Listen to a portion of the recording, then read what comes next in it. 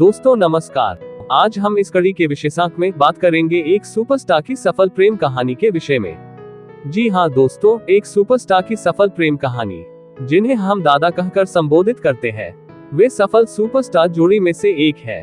और वो सफल सुपरस्टार जोड़ी है मिथुन चक्रवर्ती और योगिता वाली की। योगिता वाली, जो उस समय के चर्चित कलाकारों में से एक सफल कलाकार थी। मिथुन की पहली बार योगिता बाली से मुलाकात सन 1978 के अंत में मुंबई में एक पार्टी में हुई थी। मिथुन उस समय भी संघर्ष कर रहे थे और वो हर दिन एक विशेष समय पर पाली हिल में एक वीडियो गेम की दुकान के सामने खड़े होते थे। उस जमाने में योगिता अपनी फिएट कार में वहां से गुजरती थी। योगिता वाली, जिन्होंने 1967 में छोटी सी मुलाकात नाम की एक फिल्म से बाल कलाकार के रूप में शुरुआत की थी। मिथुन के स्ट्रगल के समय योगिता पहले से ही एक सफल अभिनेत्री थी। मिथुन उसे घूरता हुआ देखता रहता था और योगिता हमेशा अपना मुंह दूसरी ओर कर लेती थी।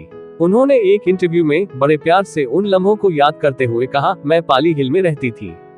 हर दिन शूटिंग के लिए जाते समय मैं एक लंबे और सुडौल शरीर वाले युवक को एक दुकान के सामने सड़क पर खड़े होकर मुझे घूरते हुए देखती थी। पहले तो मैंने उस पर ध्यान नहीं दिया, लेकिन जब ये रोजमर्रा की घटना बन गई तो उसने मेरा ध्यान खींचा। मैं थोड़ा घबराने लगी थी और पुलिस को सूचित करने के बारे में सोच रही थी। फिर अचानक से वह युवक मुझे नहीं दिखा, लेकिन वह युवक मेरे मन में एक अलग ही छाप छोड़ गया। अगले 3-4 साल बाद जब मैं उसी युवक से पाली हिल की एक पार्टी में मिली, तब मुझे पता चला कि यह वही युवक है जिसे मैंने मृणाल सेन की फिल्म में देखा है। मैं दंग रह गई। मुझे उसका नाम पता चला और मैंने सुना कि वह एक महान क्षमता वाला अभिनेता है।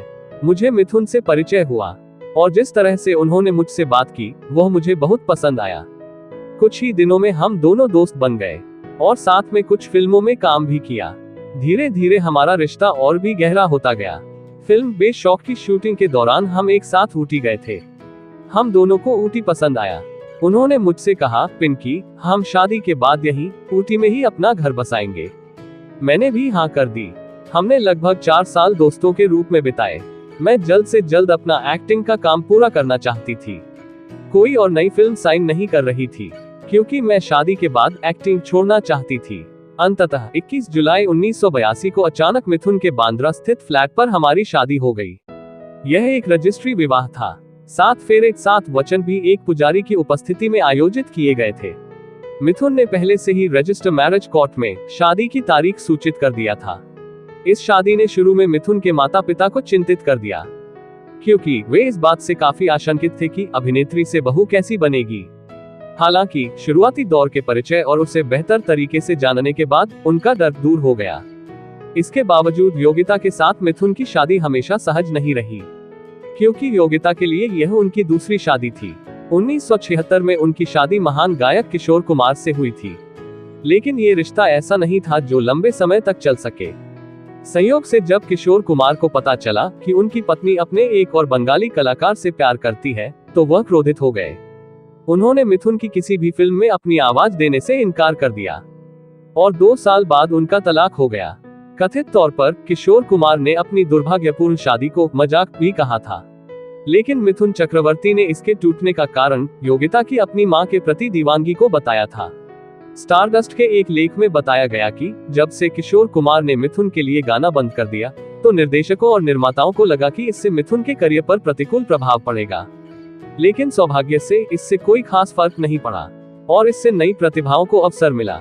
मिथुन के फिल्म में किशोर कुमार द्वारा नहीं गाने का परिणाम ये हुआ कि इससे मोहम्मद अजीज, सुदेश भोसले, शब्बीर कुमार और निश्चित रूप से बप्पी लाहिड़ी जैसे गायकों के जबरदस्त उत्थान का मार्ग प्रशस्त किया, जो गायक, संगीतकार और मिथुन की सभी फिल्मों में उनके स्टार संगीत में भागीदार रहे। दोस्तों, ये थी मिथुन और योगिता की प्रेम कहानी, जो शादी में बदल गई। आज मिथुन योगिता के 3 बच्चे हैं। बड़ा बेटे का नाम मिमोह है, जो अब महाक्षय के नाम से जाने जाते हैं। दूसरा बेटा रिमोह है। उन्होंने भी अपना नाम बदलकर उष्मेय चक्रवर्ती रख लिया है। और उनके सबसे छोटे बेटे निमोह है, जो नमाशी के नाम से जाने जाते हैं। मिथुन योगिता की सबसे छोटी एक बेटी भी है, जिसे मिथुन योगिता ने कोलकाता के एक अनाथालय से गोद लिए थे, जिसकी नाम है दिशानी। निमोह और दिशानी फिलहाल पढ़ाई कर रहे हैं। दोस्तों, अब तक अगर आप इस चैनल को लाइक और सब्सक्राइब नहीं किए हैं तो अब कर दीजिए और बेल वाला आइकन बटन जरूर दबाएं। जिससे आपको हमारे द्वारा अपलोड किया गया आपका मनपसंद स्टोरी वीडियोस तुरंत मिल जाए। धन्यवाद।